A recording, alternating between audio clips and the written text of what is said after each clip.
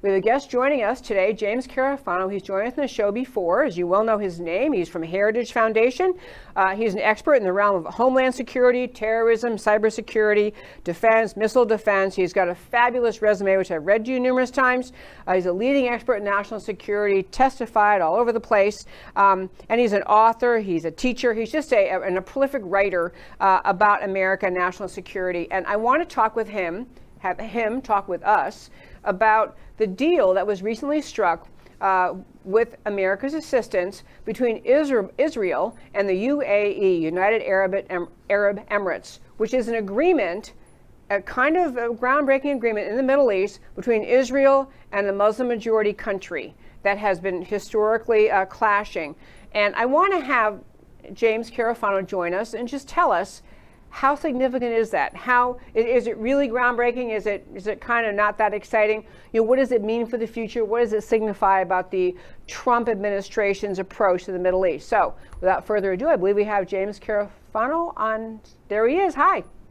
Yeah. Hey. Thanks for having me. Oh, okay. Let's do this. Let's start by talking about why it's important, and then talk about how it happened. So, there's two reasons why it actually is historic and potentially transformative. One is because Israel would normalize relations with these countries, and it just doesn't mean, exchange embassies and promise not to declare war on each other. It's about, we will work together across the board. And one way they'll work together is in working against Iran. So Iran's the chief destabilizing threat in the region. All these countries believe that. Now they'll have the capacity and the capability to knit their efforts together to push back on Iranian influence, whether that's the support for transnational terrorism, or the surrogates, or their nuclear program, or their missile threats. That's incredible. Look, in area missile defense is a good example. The fact that the countries can protect themselves by knitting their missile defense capabilities together, and that actually makes them all more secure, that significantly diminishes Iran's military threat. The other thing, which is equally important, which really people haven't talked about, is the one thing this part of the world has never had, is it's never had economic integration. Certainly not like the United States, where people in New York can do business with people in California, or even in countries in Europe. These countries, they don't have economic ties, supply chains. All that's going to change. They'll be able to link their supply chains together, their energy sources together. They'll bring foreign direct investment. This really provides an opportunity for prosperity in the region, and that will contribute to good governance. It'll contribute to strong economies, and it'll make them much stronger and much more stable. So the potential here, because it's not just going to be the UAE. They're already talking Bahrain, Oman, Saudi Arabia will follow, Sudan, probably other countries. Pretty much the whole Arab world will essentially be able to do business with Israel. That's incredible. Now, why did this happen? And it really starts 4 years ago when the Trump administration came into office, when they said, we do not accept the premise that nothing can happen in the Middle East until Israel and Palestinians make a deal.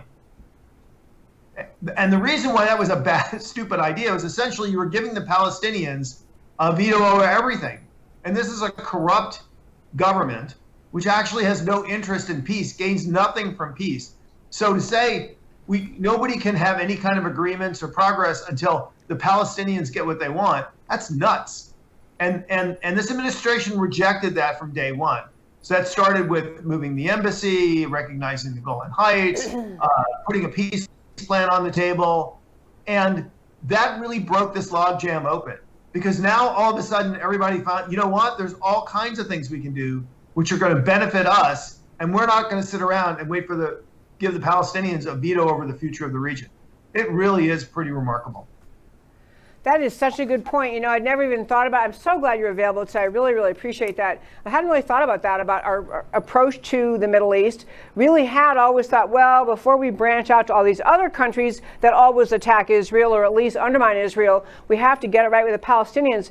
It gave the Palestinians control. And as you say, they never wanted peace, and they don't want peace. They want control. So that's a great point. But I'm glad something else you said. What does it mean to say you can knit your missile defense systems together? Does it mean electronically talk to each other? Yeah, so one of the really important things about missile defense is see the missile coming, right? So the key thing is you got to know it's coming. You have to be able to track it. And then you have to be able to assign something to either shoot it down or to warn people on the ground, hey, there's a missile incoming, get the heck out of the way or get underground. The more sensors that are linked together and the more defense systems that are linked together, the harder it is to get through. If you think about a crowd with everybody having their umbrella up and standing together, the ground underneath is dry as opposed to everybody with their umbrella standing in their own side of the park, and then they're dry, but all around them it's all wet. So the potential for an integrated missile defense system in the region, which would really nullify the Iranian ballistic missile threat, wow, that's I have to be honest, I didn't see that one coming. That was the kind of thing we just sit around and dream about. I love that, and I love your explanation too. It's so good. I like the visual, actually, the umbrellas. That's really, really very helpful. So this effort of the Trump team to get all this done, it has as you mentioned, other countries looking at maybe being the next ones to join the parade. I hope to make a deal with Israel. But there are some Muslim majority countries over there who are not happy, who have been outspoken against it. I think Turkey was one. Is that right? Turkey, right. Sudan. So are they going to eventually be isolated, or are they going to? What's your sense about how the administration should approach them?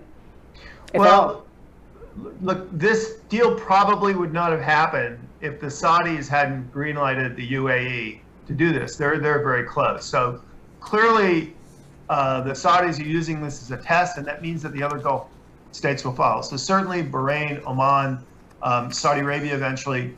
Sudan, which hosted Netanyahu recently, that's a majority Muslim country. They're looking like they're going to do a deal. So the outlier is Turkey and Qatar. Qatar's had very contentious relationships with the UAE and Saudi Arabia. Turkey has a very kind of unique foreign policy all its own, but the key countries are really coming on board. And like I said, essentially you could have a like-minded country with countries having relationships with Israel going from the Iranian border through the Middle East into North Africa. I haven't seen anything like that since Israel was born. I love that, since Israel was born. I like that terminology. You're reminding me a lot of times when I do these kind of interviews and stories, I love to have maps. I don't have one ready, but I think it's the visual. So I will do that I'll come back to this during the time, get that map up. So where does Egypt fit in all this? What's Egypt's position in all this? Well, I think the Egyptians want the U.S. in the region. As you know, Egypt already has a peace treaty with Israel. So Jordan has a peace treaty with Israel.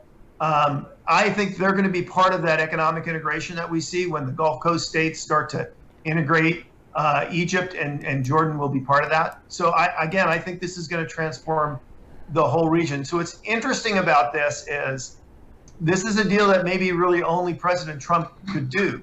On the other side, Israel, for example, used to be a really bipartisan issue. Democrats, Republicans both supported it. That's not really the case anymore. It's very, very more and more the left doesn't support Israel. And the other thing is there's a lot of voices in the progressive movement that are anti-Turkey, anti-Egypt, anti-Israel, anti-Saudi Arabia.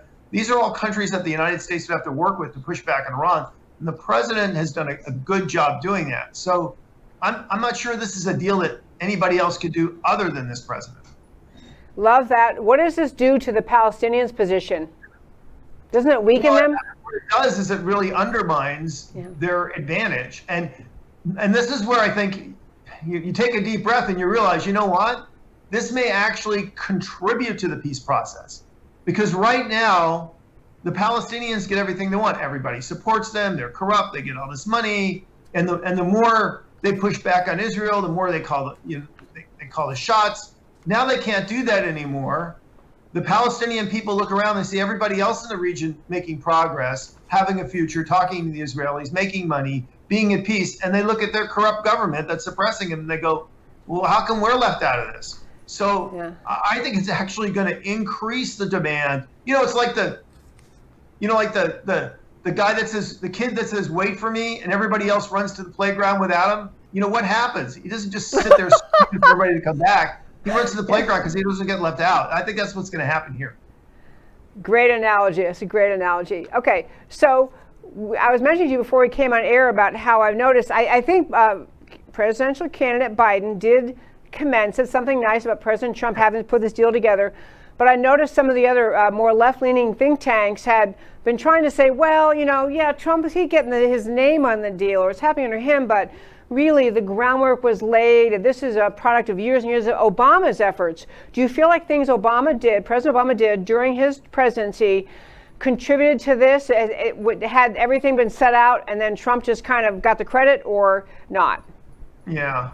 Look, I'm not partisan. I don't even have a political affiliation. I work in a nonpartisan think tank, so I don't have a dog in this fight. But to argue that President Obama laid the foundation for this really kind of requires a suspension of belief, right? First of all, half of the people in his party hate Israel, and they hate all these countries that the United States is trying to knit together. So the notion that somehow they were working towards this, that doesn't pass the common sense test. The criticism, and it wasn't our criticism, this is the criticism for the countries in the region.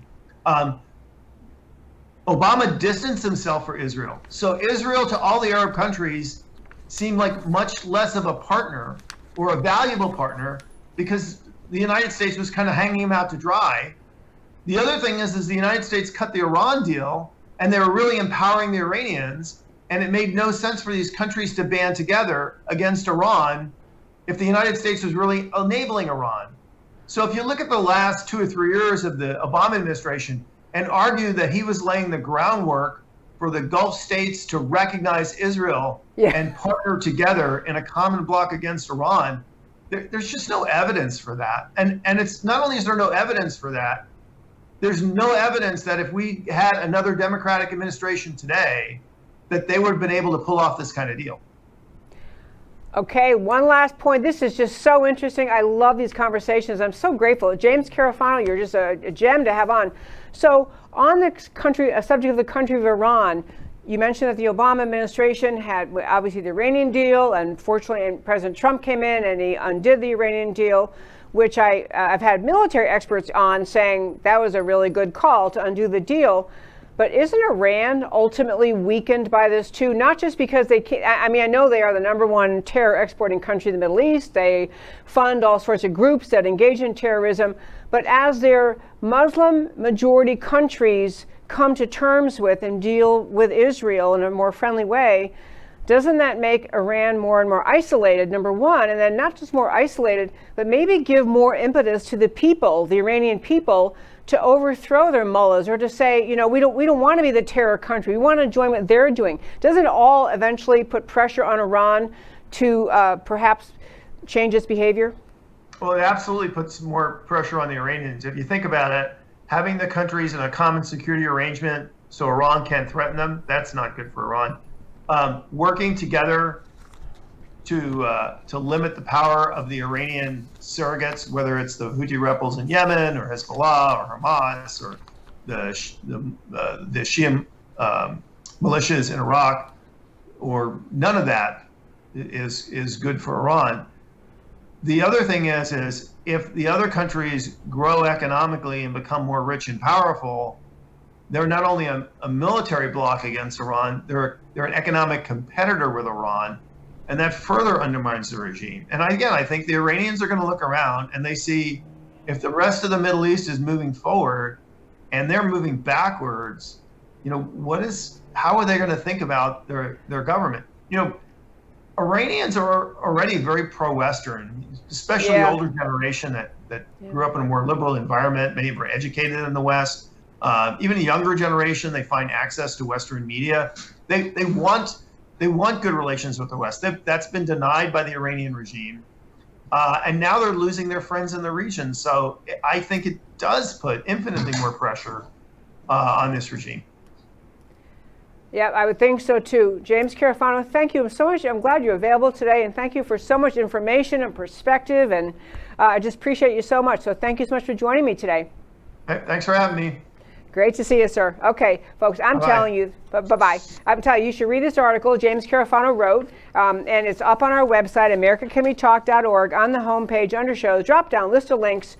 Great article, great interview. I so appreciate him being able to explain those things, help all of us understand better what a great thing it was. The Trump administration managed to work with the UAE and Israel and get them to a deal, which may have all of the great effects you were just hearing James Carafano explain, having the impact of other Muslim-majority countries in that part of the world decide we may be better off, we may be safer, we may have better economy, we may be just militarily more safer as compared as we all face the common threat of Iran. Just all sorts of great things coming out of this deal. So great. I'm so glad he was available to join us, and I urge you to read what he writes.